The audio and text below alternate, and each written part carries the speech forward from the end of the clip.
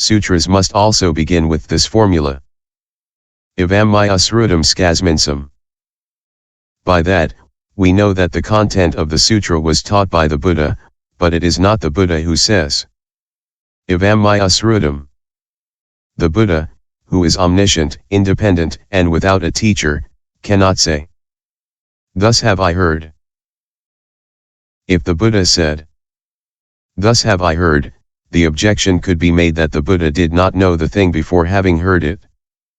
At the request of Ananda, the Buddha has taught this formula, a formula to be pronounced by his disciples.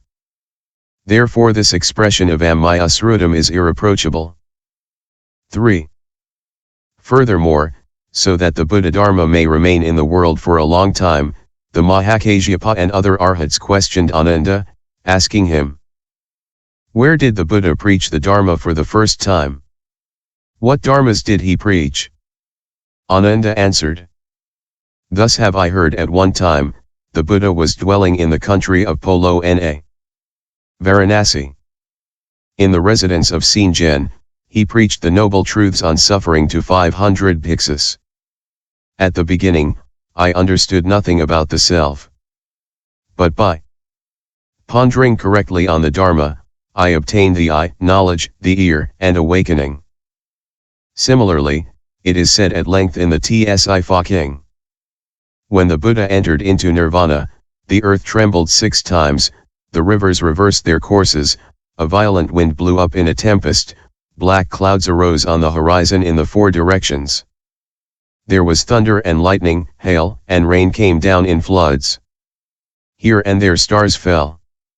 Lions and other wild beasts began to howl. Gods and men uttered great moans, all wailing. The Buddha has passed into nirvana. Alas! The eye of the world is extinguished.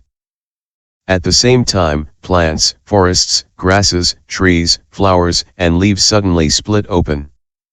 Sumeru, king of mountains, trembled from its very base. Waves rose up in the sea, the earth quaked terribly. Mountains and cliffs crumbled, trees snapped, and smoke arose from the 4 quarters of the horizon. There was great panic. Ponds and rivers became soiled with mud. The stars appeared in full daylight. People began to wail, the gods lamented, the goddesses choked with their tears. The saiksas suffered in silence.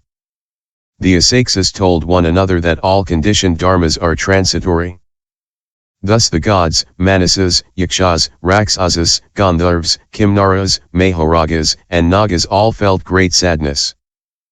The arhats who had crossed the sea of old age, sickness, and death said to one another, "We have crossed the river of worldly passions. We have destroyed old age, sickness, and death with disgust. We have seen that the body is like a chest containing 4 great serpents. Now let us enter into the nirvana of cessation without residue." The great arhats everywhere gave up their bodies at will in the mountains and forests, near rivers and springs, in the valleys and ravines, and entered into pari-nirvana. Other arhats took their departure into the sky like the king of the swans. They manifested all kinds of miraculous powers so that the multitude of men might obtain pure faith.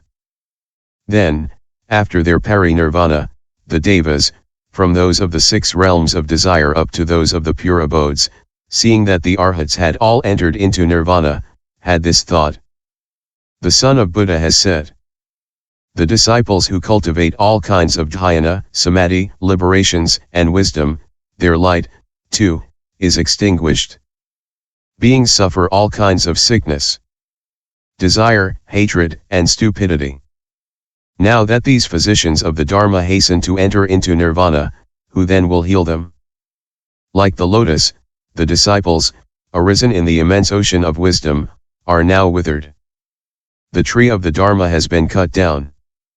The cloud of Dharma has dissipated. The king of elephants of great wisdom has withdrawn, the offspring of the elephants follow after him. The merchants of the Dharma have gone, from whom can we request the jewel of the Dharma?" A stanza says, "The Buddha has gone to rest forever. He has entered into nirvana. The multitude of those who have destroyed the bonds has likewise departed. Thus the universe is empty and without knowledge. The shadows of ignorance thicken, the lamp of knowledge is extinguished.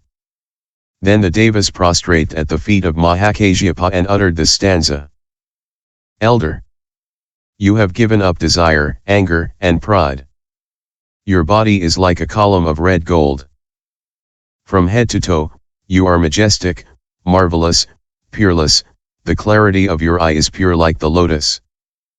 Having praised him thus, they said to Mahakasyapa, O venerable Kasyapa, do you know, O Sakya, the ship of the Dharma is broken. The citadel of the Dharma is crumbling. The ocean of the Dharma is drying up. The standard of the Dharma is being turned upside down. The lamp of the Dharma is about to be extinguished. Those who proclaim the Dharma are about to leave. Those who practice the path are becoming more and more rare. The power of the wicked is ever growing. In your great loving kindness, it is necessary to found solidly the buddhadharma. Then the great Kasyapa, whose mind is like a clear tranquil ocean, replied, You have spoken truly. It is truly as you have said. Before long, the universe will be without knowledge and plunged into shadows. Then Kasyapa the Great, by his silence, accepted their invitation. The devas prostrate at the feet of Kasyapa the Great. At once they disappeared and returned home. Then after some time, Kasyapa the Great thought, What shall I do so that this great doctrine, acquired with difficulty by the Buddha during 3 incalculable periods, will remain for a long time? Having pondered thus, he said, I know how to ensure a long life for this doctrine. It is necessary to compile the Cotoulu, the Apitn and the Pini and make the 3 baskets of the Dharma. In this way, the Buddhadharma will last for a long time and the people of the ages to come will receive it and practice it. Why is that? From age to age, with painful effort and out of compassion, the Buddha exerted himself to acquire this doctrine and has proclaimed it to men. We must likewise comply respectfully with the Buddhadharma, spread it and develop it. Then, having pronounced these words, Kasyapa the Great went to the top of Mount Sumeru. He struck the bronze Gandhi one and recited this stanza. Disciples of the Buddha, keep well the memory of the Buddha. We must recognize the benefits of the Buddha. Do not enter into nirvana. The sound of the Gandhi and the sound of the words of Kasyapa the Great spread throughout the entire Trikilio-Megakiliocosm, and all heard him. The disciples endowed with miraculous powers, assembled around Kasyapa the Great who said, The Buddhadharma is about to be extinguished. The Buddha, who for 3 incalculable periods, by difficult effort and out of compassion, for beings, has acquired this Dharma, has entered into parinirvana. Those of his disciples who know the Dharma, retain the Dharma, and recite the Dharma, have all entered nirvana along with the Buddha. Now that the Dharma is about to be lost, it is necessary to have the greatest compassion for beings to come. Having lost the eye of wisdom, they will be stupid and blind. In his great kindness and great compassion, the Buddha has had pity for beings. We should respectfully comply with the Buddha's doctrine. Let us wait until we have compiled the baskets of the sacred words. And then we will enter into nirvana as we please. All who had come to the assembly accepted this command and remained. Then Kasyapa the Great chose 1,000 individuals. With the exception of Ananda, all were arhats, having acquired the 6 super-knowledges, liberation, complete and without any doubt. All had acquired the 3 knowledges, mastery of samadhi, they could practice the samadhis in a forward or reverse direction.